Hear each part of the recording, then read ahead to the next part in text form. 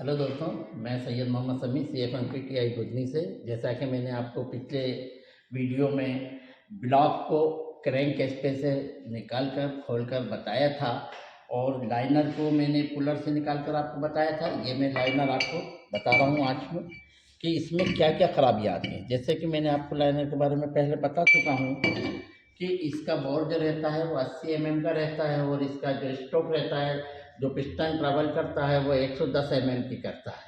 अब मैं आपको बता रहा हूँ कि इसमें जो पिस्टन, जब हम लाइनर को इसमें से निकालते हैं, ब्लॉक में से बाहर निकालते हैं, तो हमें इसमें क्या करना चाहिए कि जैसे हम इस पोजीशन पर से निकालना है तो हमें यहाँ पर एक कट लगा लेना चाहिए, जिससे हमें थ्रस्ट पोजीशन का पता रहेगा कि थ्रस्ट पोजीशन कौन सी रही। क्योंकि जब हम इसको बाहर निकालेंगे तो इसको हमें पता नहीं रहेगा कि थ्रस्ट पोजीशन कौन सी थी। फिर हम इसको मेजरमेंट कर ही समझ सकते हैं कि ये हमारा थ्रस्ट एरिया है और ये हमारा नॉन थ्रस्ट एरिया।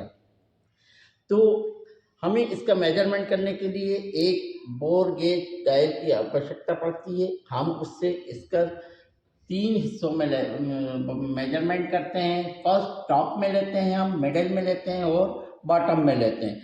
जब हम इसका मेजरमेंट ले लेंगे तो हमें इसका पता चलेगा कि जो हमारी रीडिंग आ रही है उसको फर्स्ट रीडिंग से हम जो कम रीडिंग आई है उसको माइनस करेंगे तो हमें इसका टेपरनेस पता चलता है।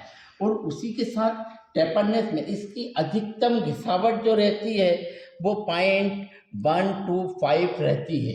अगर इससे ज़्यादा ये घिस जाता है तो क्या होगा इसमें कि रिंगों का एंड गैप बढ़ जाएगा और इसमें आयल ऊपर आ सकता है। आयल आकर कंबशन में जल सकता है, कंप्रेशन लीक हो सकता है। फिर हमें क्या करना होगा कि इसमें हमें कट लगवा कर ओवर साइज रिंग डालना पड़ेंगे। इसकी जो ओवल्टी रहती है, जो थ्रस्ट साइड और नॉन थ्रस्ट साइड से हम डायल गेज से जब लेंगे मेजरमेंट तो हमें ओवल्टी का पता चलेगा। इस लाइनर की ओवल्टी जो है 0.05 रहती है। बाकी लाइनरों की जो ओवल्टी रहेगी वो 0.15 तक के रह सकती है। उसके बाद ओवल्टी में हमें इसमें कट लगवा कर स्लिप छुपवाना पड़ सकता है। बाकी दूसरे काम कर सकते हैं हम इससे, या फिर हमें ओरिजिनल बुक करना पड़ेगा। इसके साथ ही अब लाइनर में हमें ये पता चलता है कि जहाँ से रिंग हमारे जो चलते हैं वो इस लाइनर की सतह से चिपक कर चलते हैं और पिस्टन हमारा गैप में रहता है। क्योंकि इसका बोर 80 mm है तो पिस्टन का जो डाया रहेगा, आउटर डाया रहेगा, वो 79.88 या 89 रहेगा। 0.11 का इसमें पिस्टन और लाइनर के बीच में क्लीयरेंस रखा जाता है।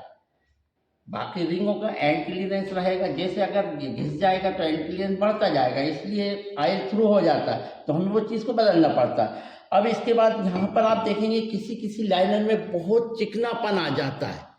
इस जगह पर बहुत चिकनापन आ जाता है तो उससे क्या होता है कि आयल जो इसको ठंडा करने के लिए ऊपर आता है वो तुरंत ही वापस नीचे हो जाता है। तो इसलिए हमें इसमें होनिंग करवाना पड़ती है। जब होनिंग होती है इसमें तो एक इस तरह की इसमें जाली में आपको पेन से बताता हूँ कि जब होनिंग हम लाइनर में करवाते हैं तो इस तरह की ये जालीनुमा वो बन जाता है, जिससे कि जब आयल आता है तो इसमें रिश्ता हुआ धीरे धीरे आयल जब नीचे जाएगा तो इसको इनर साइड से कूलिंग करता है, ताकि सीधा आयल अगर नीचे उतर जाएगा तो कूलिंग नहीं हो जाएगी। बाकी वाटर इसका कूलिंग आउटसाइड से करता ही है वाटर। बाकी ये जो आपको ग्रुप मैंने बताया था पहले भी कि यहाँ पर ओरिंग लगती है, तो ये किसी किसी लाइनर में एक ओरिंग लगती है, किसी किसी में 2 ओरिंग लगती है। लाइनर 3 प्रकार के आते हैं, ड्राई टाइप, वेट टाइप और फिंक्स टाइप।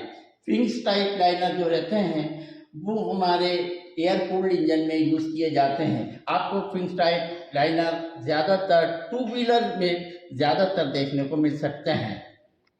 तो इसकी मैंने आपको जानकारी दी है। तो आपको जब ये जानकारी में अगर कोई कमी लगी या आपको कोई क्वेश्चन है तो आप इसका कमेंट्स करके मुझसे पूछ सकते हैं। अगर आपको अच्छा लगे तो आप इसको लाइक करें, सब्सक्राइब करें, शेयर करें। धन्यवाद।